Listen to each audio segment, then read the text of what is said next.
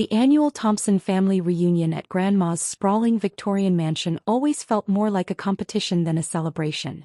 This year, gathered around the antique dining table that had witnessed 30 years of family drama, I found myself once again under the microscope of familial judgment. Still playing with computers all day? Uncle James's voice carried across the table, deliberately loud enough to draw attention. He adjusted his surgeon's coat, which he hadn't bothered to change out of his usual power move. What is it now, fixing printers? Cousin Michael, the investment banker, snickered into his bourbon. No, she's doing something with, what was it again? Codes. Quantum cryptography, I corrected, keeping my voice level as I checked the secure phone in my lap. The countdown timer showed 3 hours until the announcement. Aunt Sarah, ever the real estate mogul, patted my hand with practiced sympathy. Sweetie, I know a wonderful vocational school. They can train you for something more practical. I bit back a smile, thinking of the sealed documents in my briefcase. The ones with NASA's logo and more zeros than their combined net worth. At least the rest of the family's doing well, Uncle James continued, gesturing around the table. Michael just made junior partner, Emma's medical practice is thriving, and look at David, youngest neurosurgeon in the state. My cousins preened under the praise while I quietly cut my pot roast. The vintage Rolex under my sleeve, worth more than Uncle James's Ferrari, stayed carefully hidden. What exactly do you do all day? Cousin Emma leaned forward, her white coat pristine even at dinner. Besides, typing? Before I could answer, Grandma Rose spoke up from the head of the table. Leave her be. Not everyone can be as successful as you all. The irony almost made me choke on my water. Sweet Grandma Rose, the only one who'd supported my computer hobby through college, was the only one who knew the truth. The wink she gave me went unnoticed by the others. I work on encryption algorithms, I said, knowing it would sail over their heads. Currently focusing on quantum-resistant protocols for aerospace applications. Sounds fancy, Aunt Sarah laughed. But does it pay the bills? My phone vibrated, a message from the project director. Pentagon clearance confirmed. NASA press conference in 2 hours. I manage, I replied, just as the family's massive TV in the adjacent living room, typically reserved for football games, automatically switched channels. Uncle James frowned. Who changed the dash? The breaking news banner cut him off. Major announcement expected from NASA regarding revolutionary quantum security protocol. Oh look, I said mildly, work stuff? Turn it up. Grandma Rose called out, hiding her smile behind her wine glass. The reporter's voice filled both rooms. Sources confirm the largest government technology contract in history will be announced tonight, involving a groundbreaking quantum encryption system developed by a previously unknown tech prodigy. My cousins' phones started buzzing simultaneously, their investment alerts kicking in as rumors hit the market. Michael's face went pale as he read his screen. Speaking of work, I stood, retrieving my briefcase. I should prepare for the press conference. Grandma, would you like to come with me? Your heart medication should be taken with dinner anyway. Press conference? Uncle James sputtered. What press conference? I opened my briefcase, pulling out a NASA security badge with my photo. The one where they announce who's been protecting their quantum communications network for the past 3 years. That's a level 10 security clearance, Michael stuttered, his investment banker expertise kicking in as he recognized the badge's distinctive markings. Those are almost impossible to get. Almost, I agreed, letting them see the holographic quantum signature that marked it as genuine. The same technology I developed in my worthless home lab. The TV continued its broadcast, now showing footage of my laboratory complex. The one I told them was a small office space. The revolutionary encryption system, reportedly developed over 5 years in secret, has already been implemented in major defense and space exploration projects, the reporter announced. Sources value the initial contract at $13.8 billion, with potential extensions reaching. Aunt Sarah's designer glass slipped from her fingers, shattering against the hardwood floor. The sound perfectly punctuated the revelation. But you live in that tiny apartment, Emma protested weakly. You drive a used Honda. I pulled out another document from my briefcase, sliding it across to Uncle James. Actually, I own the building. All 30 floors. The Honda was for appearances, though I should thank you for all those jokes about it. They helped maintain my cover during the development phase. Uncle James's hands trembled as he read the property deed. His surgeon's confidence crumbled as he processed the numbers. The apartment building on Fifth Avenue? Aunt Sarah's real estate instincts kicked in. That's the most expensive residential property in the city. Is it? I feigned surprise. I haven't kept track. Been too busy with my computer hobby. Grandma Rose chuckled, reaching for her medicine cabinet. I told you all years ago, never underestimate the quiet ones. The TV switched to archived footage of space launches. The encryption system has been secretly protecting NASA communications since the Artemis missions, marking a new era in space exploration security. Those missions were 3 years ago, David whispered. You were already running quantum security for NASA while you were all mocking my career choices at last year's reunion? Yes. I checked my phone again. By the way, Michael, you might want to adjust your investment portfolio. You're shorts on tech stocks, particularly the ones you thought were my competitors? They're all my subsidiary companies. Michael lunged for his phone, but the market alerts were already flooding in. His face went from pale to ashen as he calculated his losses. Speaking of investments, I continued, pulling out more documents. Grandma, remember that small tech investment you made when I was in college? The one they all told you was foolish. Grandma Rose's eyes twinkled. The $10,000 from my savings is now worth approximately $247 million. I handed her the portfolio statement. Your faith in my computer games paid off. The dining room erupted in chaos. Aunt Sarah knocked over her chair, rushing to see the statement. Uncle James was frantically Googling my name on his phone. Emma and David were arguing about who had been nicer to me over the years. But all those Christmas dinners, Emma sputtered. You brought store-bought pies and said you couldn't afford better. Those store-bought pies? From my private pastry chef.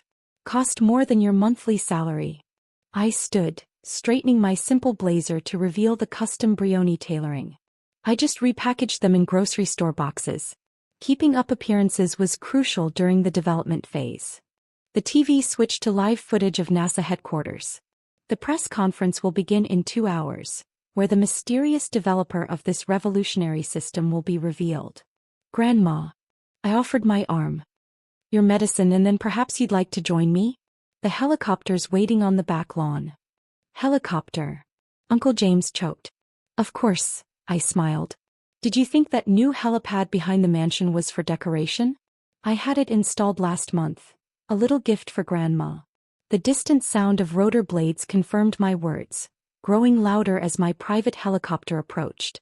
But first, I turned to face my shell-shocked family. Perhaps we should discuss how those technology jokes aged. I've been keeping a list right here in my quantum-encrypted database. The massive TV screen flickered, now displaying years of their mocking comments, each dated and categorized. Their faces reflected in the screen, showing the exact moment they realized how completely they'd underestimated the computer nerd of the family. The chaos in the dining room followed us to the mansion's back lawn, where my matte black Airbus H-160 touched down with elegant precision. The downwash from its rotors sent Uncle James's carefully styled hair into disarray as he stumbled after us. Wait, he called over the engine noise. We should talk about this. As a family. I helped Grandma Rose into the helicopter's luxurious cabin, making sure she was comfortable in one of the hand-stitched leather seats. The interior, with its mahogany panels and state-of-the-art communications suite, was a far cry from the budget lifestyle they'd mocked for years. Tau's not a good time, I replied, checking my quantum-secured tablet. The Joint Chiefs are waiting for their briefing before the press conference. The Joint Chiefs. David pushed forward. Of staff. No, of my neighborhood book club, I deadpanned. Yes, of staff. Turns out quantum encryption is quite important when you're protecting national security secrets. Through the helicopter's tinted windows, I could see Cousin Emma frantically typing on her phone. The screen of my tablet lit up with incoming notifications. Trying to look me up on LinkedIn, Emma? I called out. Try the classified defense databases instead. Oh wait. I smiled. You can't. They're protected by my encryption. Michael, still pale from his investment disaster, clutched a stack of financial papers. The subsidiary companies, the shell corporations, you planned this for years. 5 years, 3 months and 14 days, I confirmed, settling into my seat. About the same time you told Grandma she was throwing away her savings by investing in my startup. The tablet displayed a real-time chart of Michael's investment losses as my company's true ownership was revealed to the market. The numbers were enough to make any investment banker need a drink. Speaking of investments, Grandma Rose pulled out her reading glasses to examine the portfolio statement I'd given her. I believe this calls for a celebration. Shall we open that bottle of Chateau Lafite Rothschild 1869 you gave me last Christmas? The wine in the plastic grocery bag? Aunt Sarah's voice rose an octave. The one you said was a cheap knockoff? Worth about $230,000 per bottle. I nodded. I have a small collection. Well, small compared to my quantum computer array.